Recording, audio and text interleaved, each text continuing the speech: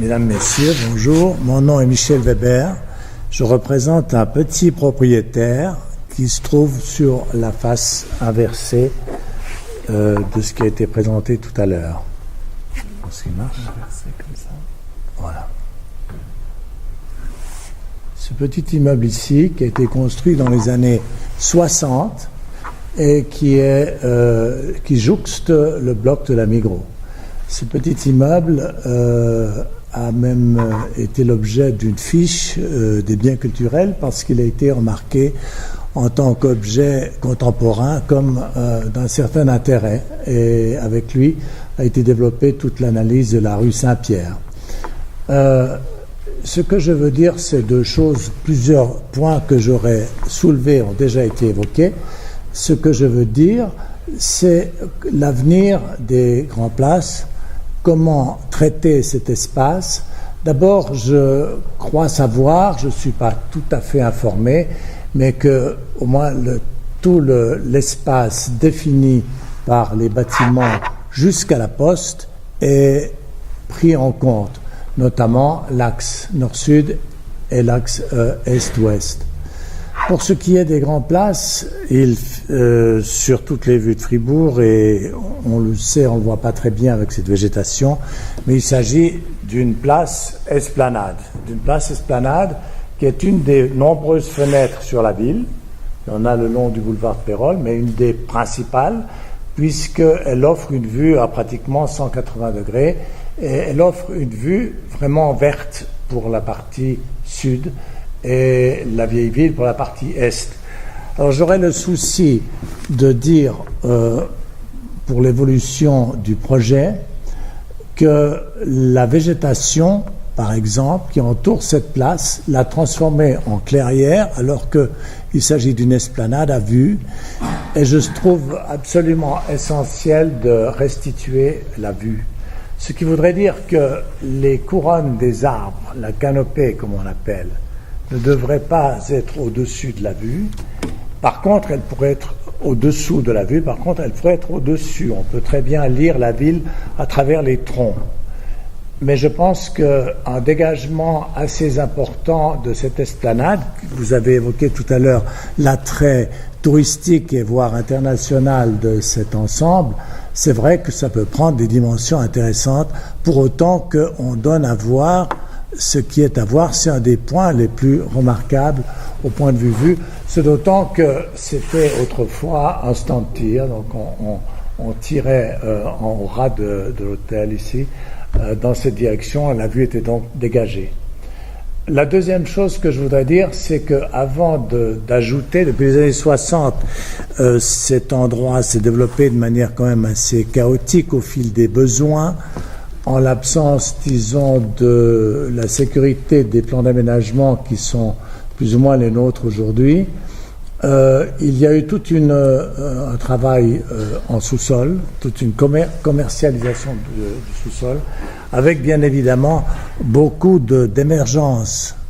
Avant de continuer à occuper les lieux par de nouvelles constructions, il faudrait, je pense, faire un certain ménage. Et on a vu que de nouvelles émergences étaient émises par les nouveaux projets. Et il y en a énormément. Je les cite à toute vitesse. Ces différentes sorties ici. Le Gemelli, je le mets aussi comme émergence. Le petit kiosque devant le temple. J'allais dire aussi que j'étais très satisfait de voir que le temple serait aussi intégré dans cet espace. C'est un des objets particuliers du XIXe siècle qui se trouve dans ce site. Et en ce sens, repenser son accès me paraît tout à fait opportun et judicieux, pour autant que la place devant la porte de la poste et autour de ce kiosque soit aussi prise en compte dans les réflexions de requalification de l'ensemble. La fontaine Jean Tinguely, on la voit ici très bien sur cette photo, elle n'est pas très bien placée. Elle a pourtant été choisie par Jean Tinguely. Elle est à l'ombre de l'hôtel à cette heure de la photo.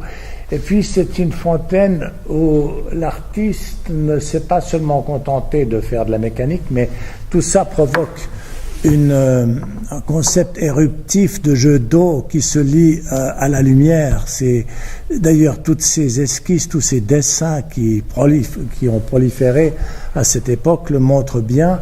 Et l'emplacement ici ne met pas vraiment en scène toute la vigueur de la création. Ce d'autant qu'elle se détache devant une frondaison, donc c'est assez confus, des roues, de l'eau devant des arbres. Tout ça se lit de manière assez difficile. Ça ne veut pas dire qu'on ne pourrait pas la déplacer et la repenser comme objet principal. Il a été évoqué la possibilité de le mettre à cet endroit-là. C'est vrai que c'est une chose qui serait tout à fait possible, ce d'autant que Tinguely a toujours associé à ses œuvres la lumière. Donc ces mouvements seraient projetés contre le grand porte-à-faux et donneraient une signification peut-être nouvelle au grand porte-à-faux du théâtre. Je dois dire que je connais assez bien cette œuvre puisque j'ai construit l'espace Jean Tinguely, Nikit Safal dans l'ancien garage du bourg. Voilà pour ce qui est des choses en gros. Il est bien évident qu'un élément très important va être sollicité, c'est l'entrée ici, la trémie d'accès, qui est une trémie carrément autoroutière. Les trémies sont des choses relativement étroites en général, celle-ci est très importante, ce d'autant qu'elle va alimenter 2 parkings.